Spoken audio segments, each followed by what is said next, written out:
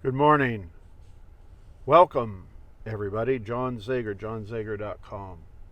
How's everybody doing today? Good? Good.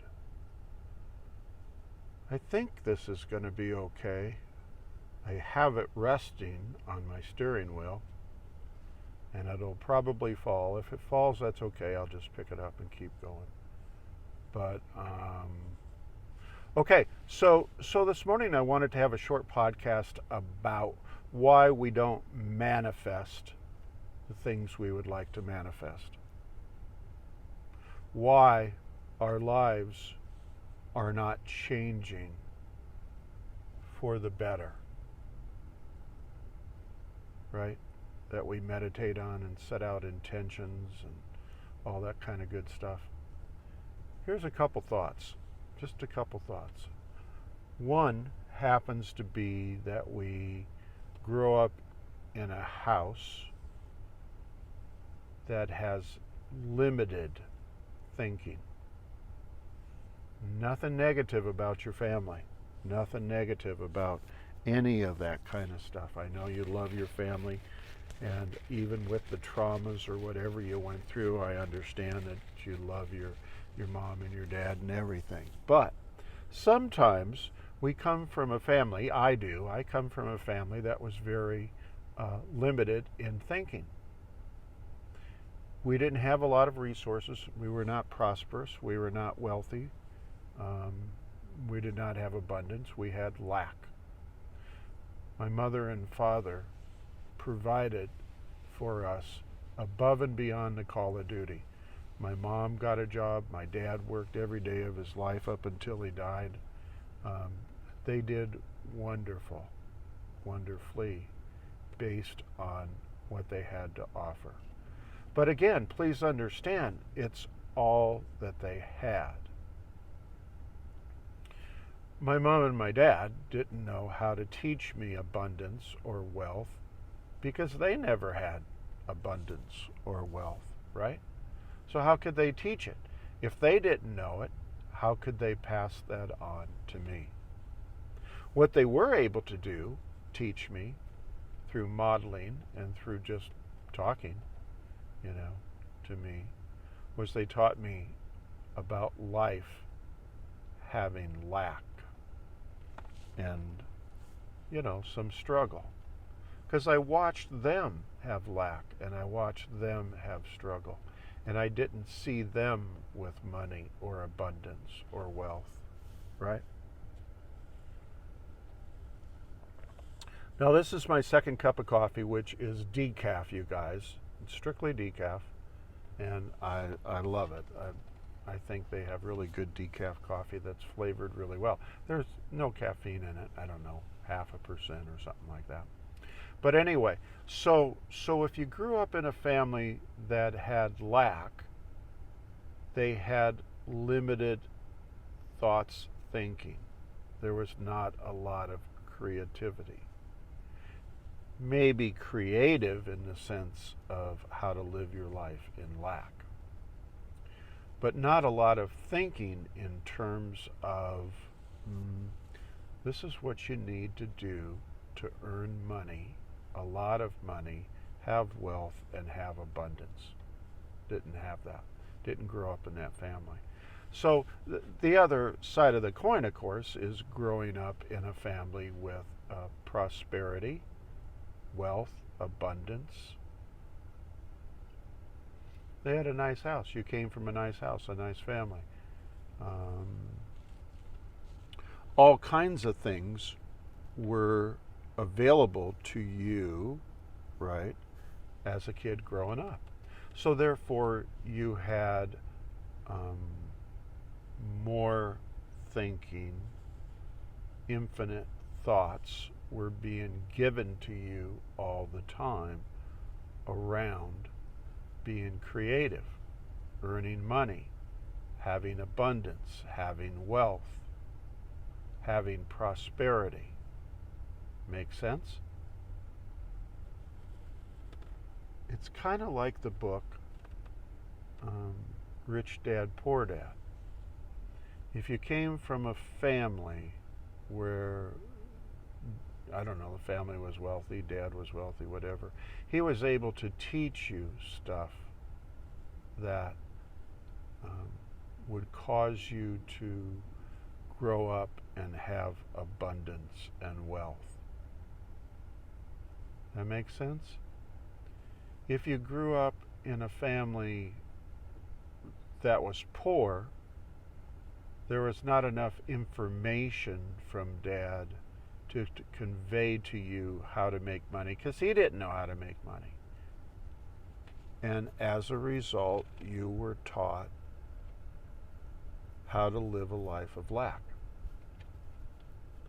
Recently on the internet, I was noticing somebody commented on that book, and the comment was kind of like pretty bold, but it went along these lines, you know. If you're the dumbest mofo in the country and you came from a family of wealth, abundance, prosperity,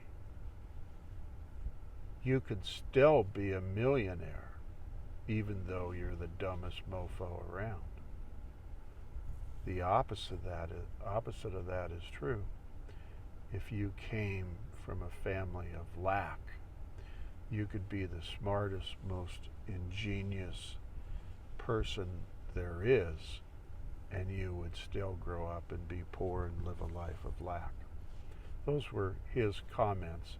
He's a scientist, well-known, pretty prestigious kind of guy. And that was how blunt he was about that book and what it teaches. I don't totally disagree with that. So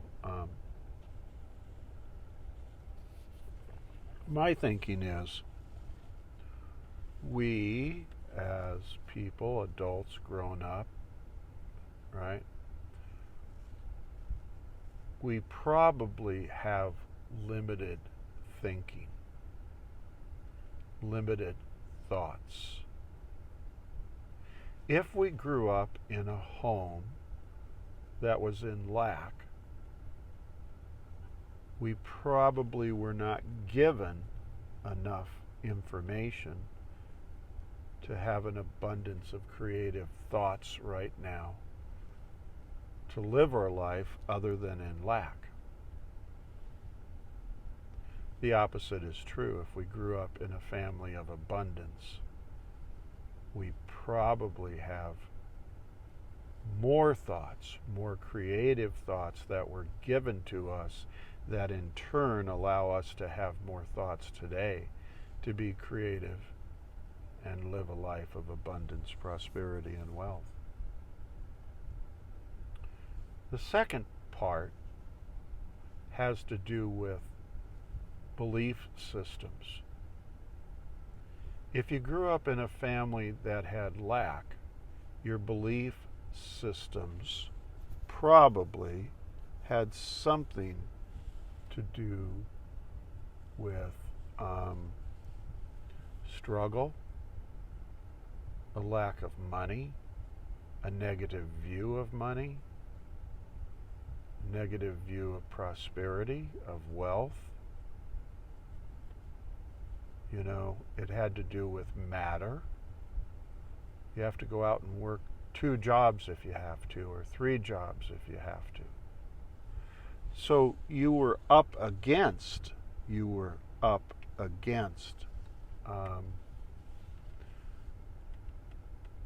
those kinds of modelings and teachings that puts you as an adult in a program that's your subconscious, which is 95% of every day in your thoughts, in struggle.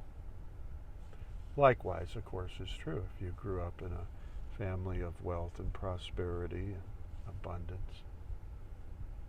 You probably were given belief systems that the world is all good. Making money might be easy. Money is a good thing. Wealth is a good thing. You can share that with other people. You can have a nice home. You know, stuff of that kind probably you were given and you bring into your adult life, and that becomes your program. And life is good. Life is good. Does that kind of make sense a little bit? So we have limiting beliefs if we came from lack, and we have finite thinking or thoughts. If we come from abundance, we have infinite thoughts and thinking. In other words, a lot of creative thoughts and thinking. And our belief system is not necessarily limited. So between those two things is why you're in the situation that you're in right now. Here's the irony of the whole deal. So let's say you go and you get all kinds of education and training.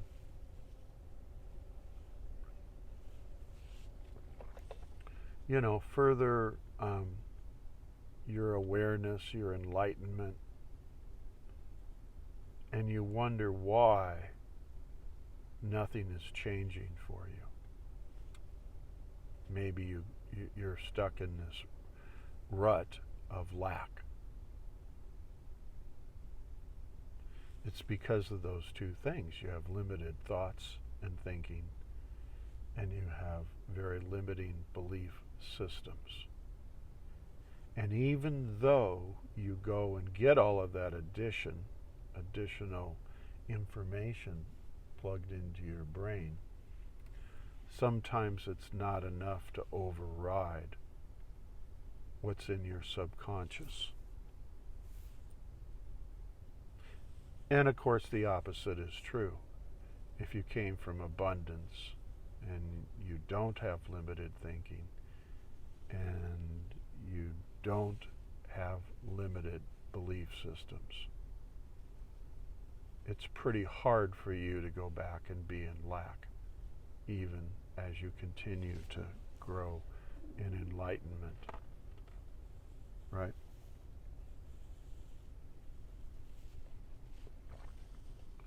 What's the answer? What's the answer?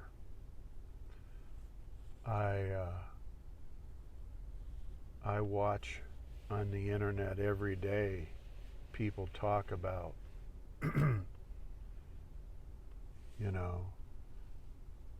they go above and beyond the call of duty to change, to grow. Right? Here's kind of the answer that might work for you. You have 60 to 70,000 thoughts a day, of which 90% of those are the same as yesterday, the day before, the week before, the month before, the year before. That's your subconscious. That's your program. That's how strong your program is, whether you come from lack or abundance. 85% of that, these are statistics from neuroscience and not me, okay? So, they go and they study and they research this stuff. 85% of those thoughts that you have every day are negative thoughts or thoughts related to stress. That's your program. That's your subconscious that runs 95% of your day. So the question is, does your subconscious override the family you came from and what you were given? Your subconscious is where the program initiated.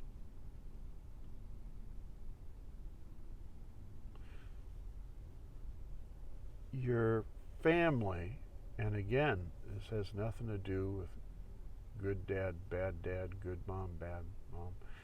You know, you love your family regardless, but it has to do with it's time to reprogram.